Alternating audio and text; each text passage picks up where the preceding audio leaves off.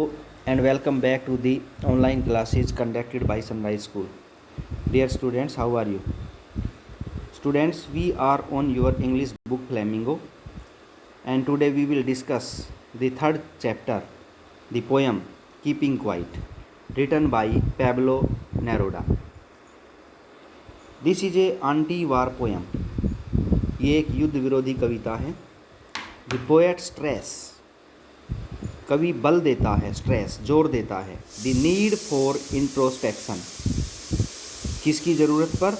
Introspection, आत्म विश्लेषण. To study your sales, अपने आप को पढ़ना, अपने आप को एग्जाम करना. यहाँ पर कवि स्वयं के विश्लेषण पर बल दे रहा है. The poet is deeply mood, कवि को बहुत ज़्यादा दुख है. डीपली मूड, वो बड़ा दुखी है. बाय वॉयलेंस, हिंसा पर. क्रियल्टी टू एनिमल्स, जानवरों के प्रति क्रियल्टी, निर्दयता पर बड़ा दुखी है. एंड द प्लाइट, और भाग्य पर बड़ा दुखी है.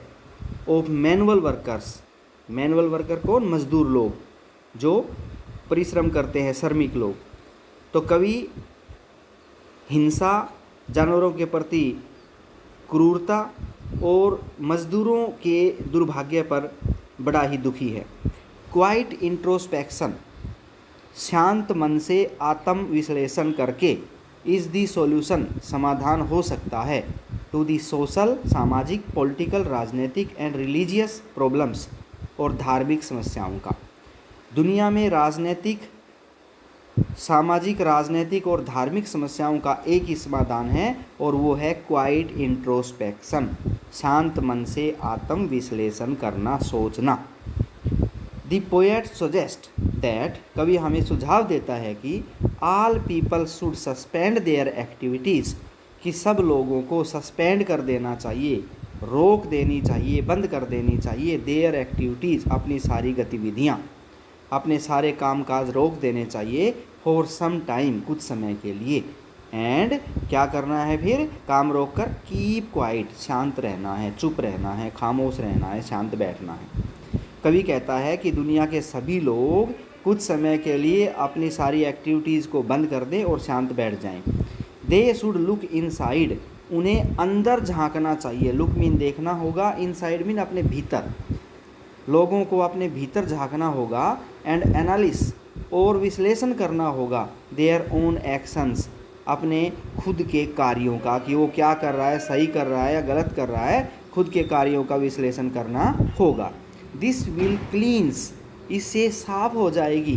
क्या साफ हो जाएगा? एवरी हार्ट, सबका हृदय साफ हो जाएगा, आत्मा साफ हो जाएगी. एंड इनोबल ऑल पीपल, और इससे क्या होगा? सभी लोगों की इनोबल, श्रेष्ठता बढ़ेगी. तो ये जो कविता है, ये एक युद्ध विरोधी कविता है. और कवि जो युद्ध हो रहे हैं देशों के बीच में, और दुनिया विनाश के कगार पर खड़ी हुई है, दहलीज पर खड़ी हुई है, उसके बारे में हमें सचेत कर रहा है कि इन युद्धों का, अशांति का एक ही समाधान है कि हम बैठ करके आत्म विश्लेषण करें, अपने आप से पूछें कि क्या हो रहा है, वो सही हो रहा है, जो मैं कर रहा हूँ वो ठीक कर रहा हूँ. Let us start the poem. First stanza लेते हैं पहले, उसके बाद इसकी कंप्रीहेंशन करेंगे. कवि कहता है, now we will count to 12, अब हम 12 तक गिनेंगे. Here 12 is the 12 figure of counting, और maybe 12 figure on the clock, और maybe 12 months of a year. यहाँ पर कवि 12 का जिक्र क्या कर रहा है? 12 से मतलब कवि का हो सकता है 12 तक गिनना, हो सकता है घड़े के 12 घंटे, हो सकता है साल के 12 महीने. तो हमें क्लियर नहीं पता कि कवि क्या समय दिया है. Now we will count to 12, अब हम 12 तक गिनेंगे. And we will all keep quiet still, still mean शांत, और फिर हम सारे शांत हो जाएंगे. कवि कहता है अब हम 12 तक गिनेंगे और उसके बाद सब शांत हो जाएंगे. For once on the face of the earth, for once, एक बार भी इस पृथ्वी पर, इस धरती पर, इस पृथ्वी के फेस मीन पटल पर. Let us not speak in any language, आओ एक भी भाषा ना बोलें, सब चुप हो जाए.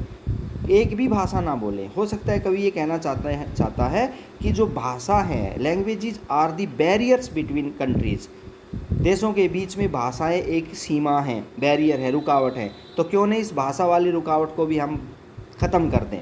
Late us stop for 1 second, आओ 1 सेकेंड के लिए रुके। And not move our arms, और अपने हाथ ना हिलाएं, सो मच, इतना ज़्यादा, और इतना ज़्यादा अपने हाथ ना हिलाएं। अब यहाँ पर आर्म्स जो हैं इसके 2 मीनिंग हो सकते हैं। पहला मीनिंग आर्म्स मीन हाथ, और दूसरा मीनिंग आर्म्स मीन आर्म, हथियार, हथियार। तो ये भी हो सकता है कि हमें हथियारों का इस्तेमाल नहीं करना है इस धरती पर से, जो डिस्ट्रक्टिव वेपन्स हैं उसका हम यूज़ ना करें, हमें अपने हाथ नहीं हिलाने हैं या हमें अपने हथियारों का इस्तेमाल नहीं करना है। It would be an exotic movement, exotic होता है बहुत ही असाधारण, अनयूजुअल, ऐसा पहले कभी हुआ ही नहीं, अनयूजुअल इसलिए है। यूजुअल तो वो होता है जो अक्सर होता रहता है, लेकिन ऐसा धरती पर कभी नहीं हुआ कि सब लोग शांत बैठ गए, ये पहली बार होगा। तो कवि कहता है it will be an exotic movement, ये एक बहुत ही अनयूजुअल, असाधारण क्षण होगा। विदाउट रस, जिसमें ना कोई भाग दौड़ होगी। विदाउट इंजन्स, ना मशीनें चलेंगी, इंजन चलेंगे, जहाज़, हवाई जहाज़, पानी की जहाज़, मशीनें, फैक्ट्रियाँ सब बंद हो जाएंगे। We would all be together, हम सब इकट्ठे हो जाएंगे। इन ए सडन स्ट्रेंजनेस, और ये अचानक से, एकदम से, सडन मीन एकदम से, स्ट्रेंजनेस एक अजीबपन होगा। स्ट्रेंजनेस मीन अजीब, और ये एकदम से एक स्ट्रेंजनेस आ जाएगी, एक बहुत ही आश्चर्यजनक मोमेंट होगा। तो इस स्टेंजे की हम कंप्रीहेंशन भी साथ में ले लेते हैं। Name of the poem and the poet, तो पोएम का नाम बताना है और पोएट का। तो the name of the poem is keeping quiet and name of the poet is Pablo Neruda. Next question है how does the poet want us to keep quiet, कवि हमें किस प्रकार शांत करना चाहता है। The poet wants us to keep quiet to bring peace to the world, वो हमें क्यों शांत करना चाहता है, ताकि इस धरती पर, इस दुनिया में शांति आ जाए। टू ब्रिंग पीस, शांति लाने के लिए, टू दी वर्ल्ड, इस दुनिया को शांति देने के लिए कवि ऐसा कहता है। Why does the poet want to keep us, हमें क्यों शांत रखना चाहता है, वो इसलिए शांत रखना चाहता है ताकि दुनिया में शांति आ जाए। What does he want us to do, वो हमसे क्या कराना चाहता है। फॉर 1 सेकेंड, 1 सेकेंड के लिए वो हमसे क्या कराना चाहता है, वो चाहता है 1 सेकेंड के लिए कि we should not speak even a single word और make even a little movement. He wants us, वो हमसे चाहता है not to speak even a single word, कि हम यहाँ तक एक सिंगल शब्द भी ना बोलें, और make even a little movement, यहाँ तक कि हम छोटा सा भी मूवमेंट ना करें, बिल्कुल हलचल गतिविधि ना करें, वो चाहता है 1 सेकेंड के लिए। नेक्स्ट क्वेश्चन है what does he mean by not moving our arms, हमें अपने हाथ भी नहीं हिलाने हैं, इससे कवि का क्या अर्थ है। It means that we should not make any physical movement, हाथ नहीं हिलाने इसका मतलब हमने कोई फिजिकल मूवमेंट नहीं करना है, फिजिकल हरकत नहीं करनी है, शारीरिक हरकतें नहीं करनी है। और इस तरह का लास्ट क्वेश्चन है which exotic movement is referred to in these lines, इन लाइनों में कौन से एक्सोटिक मूवमेंट का जिक्र हुआ है, कौन से असाधारण क्षण का यहाँ पर जिक्र हुआ है।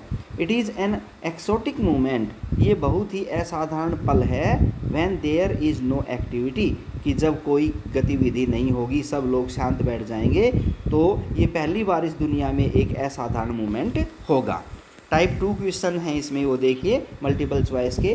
Name the poem of these lines, अब आपने पोएम का नाम बताना है। माई मदर एट 66, एक thing of beauty, keeping quiet, elementary school classroom, तो इनमें से आपने चूज करना है। सही आंसर है keeping quiet. Who is the poet of this poem, इस कविता का कवि कौन है, Pablo Neruda. The movement without activity would be strange, अब इसमें खालिस्तान में भरना है।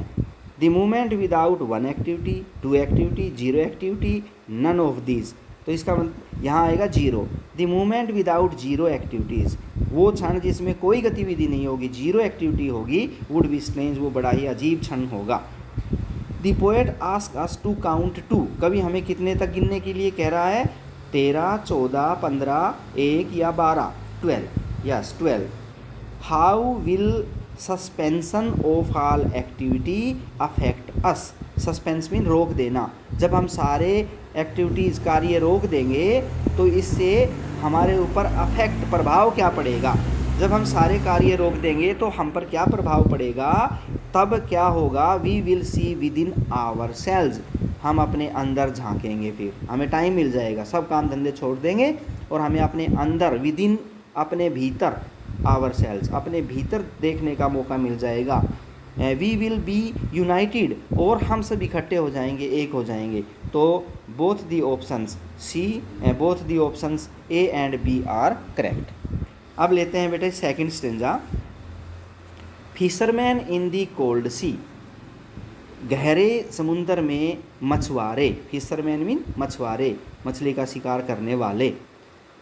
कोल्ड मीन ठंडा, ठंडे सागर में मछुआरे वुड नॉट हार्म, नहीं मारेंगे, हार्म मीन मारना, हानि पहुंचाना, व्हेल्स, व्हेल मछलियों को नहीं मारेंगे।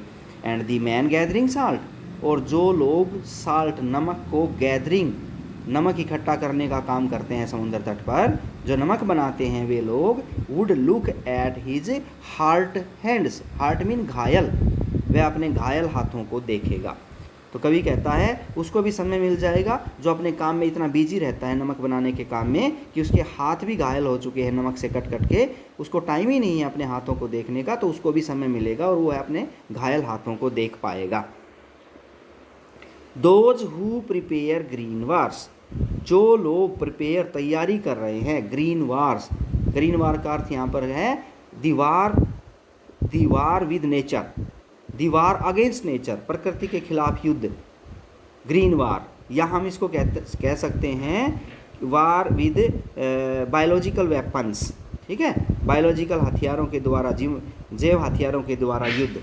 दोज हु प्रिपेयर ग्रीन वार, जो लोग ग्रीन वार की तैयारी कर रहे हैं, बायोलॉजिकल वार की तैयारी कर रहे हैं। वार्स विद गैस, जो लोग केमिकल की तैयारी कर रहे हैं, केमिकल युद्ध की, गैस का अर्थ है केमिकल, केमिकल के साथ युद्धों की तैयारी कर रहे हैं, केमिकल हथियारों के साथ युद्धों की तैयारी कर रहे हैं। वार्स विद फायर्स, जो लोग आग के साथ, मतलब जो लोग परमाणु के साथ युद्धों की तैयारी कर रहे हैं, उन लोगों को कवि क्या कह रहा है? Victory with no survivors, survivor mean बचना, विक्ट्री मीन जीत, अगर तुम्हारी जीत हुई ना तो यहाँ बचेगा कोई नहीं, तुम्हें जीत का एंजॉय करने वाला यहाँ कोई नहीं बचेगा, क्योंकि ये युद्ध इतने भयानक होंगे कि इसमें पूरी सृष्टि, पूरी पृथ्वी नष्ट हो जाएगी।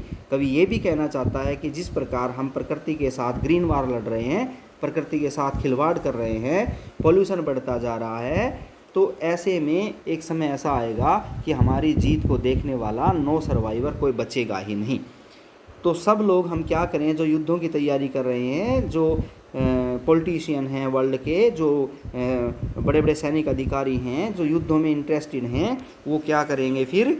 Would put on clean clothes, सब लोग साफ़ कपड़े पहन लेंगे। पुट ऑन क्लीन क्लोथ का मतलब है अपनी आत्मा को भी साफ़ कर लेंगे, साफ़ कपड़े पहनेंगे। एंड वॉक अबाउट, और चहलकदमी करेंगे, टहलकदमी करेंगे विद देयर ब्रदर्स, अपने भाइयों के साथ। मतलब ये जो दुनिया है ये एक बंधुत्व पर आधारित है, ये दुनिया के सब लोग हमारे भाई हैं, तो हम एक दूसरे के साथ, अपने भाइयों के साथ वॉकिंग करेंगे इन दी शेड, छायादार स्थानों पर छाया में घूमेंगे, डूइंग नथिंग, और कुछ भी नहीं करेंगे। तो ये सेकंड स्टेंजा की क्वेश्चन लेते हैं। Name the poem, keeping quiet, name the poet, Pablo Neruda. What are fisherman symbolic of, मछुआरे किस चीज़ का संकेत हैं? मछुआरों से क्या संकेत मिल रहा है यहाँ?